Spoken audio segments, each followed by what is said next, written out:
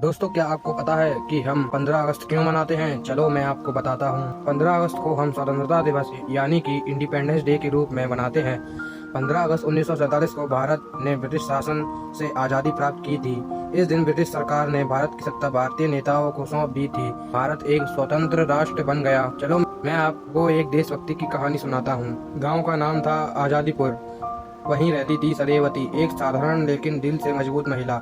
उसका एक ही बेटा था आरब, जो बचपन से ही देशभक्ति की कहानियां में दिलचस्पी रखता था।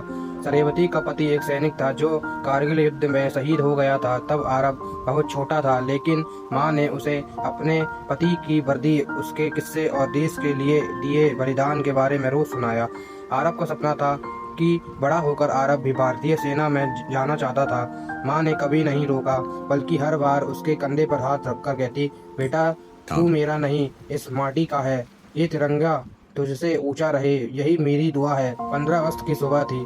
पूरे गांव में झंडा फहराने की तैयारी थी, लेकिन उस दिन आरब घर पर नहीं था, क्योंकि वो एलओसी यानी कि लाइन ऑफ कंट्रोल पर तैनात था। गांव के चौपाल में जब झंडा फहराया गया तो अचानक एक सिपाही आया और सरेवती को एक चिट्ठी और एक तिरंगा सौंपा। चिट्ठी में लिखा था, माँ मैंने तिरंगे को झुकने नहीं दिया। अगर मैं लौट ना सकूं तो जान लेना कि तुम्हारा आरब हंसते हंसते शहीद हुआ। जय हिंद। सरेवती की आंखें आंसू से भर आई। सरेवती ने चुपचाप तिरंगे को माथे से लगाया और बोली, मेरा बेटा तो चला गया, लेकिन इस देश की मिट्टी को और गर्व दे गया। गांव वालों की आंखों में आंसू थे, पर दिल में गर्व। 15 अगस्त के झंडारोहण के बाद सबने आरब को सलामी दी। मैं इस कहानी से आपको ये बताना चाहता हूँ कि देशभक्ति केवल सैनिक की नहीं, उस माँ की भी होती है जो अपना बेटा देश के लिए देती है।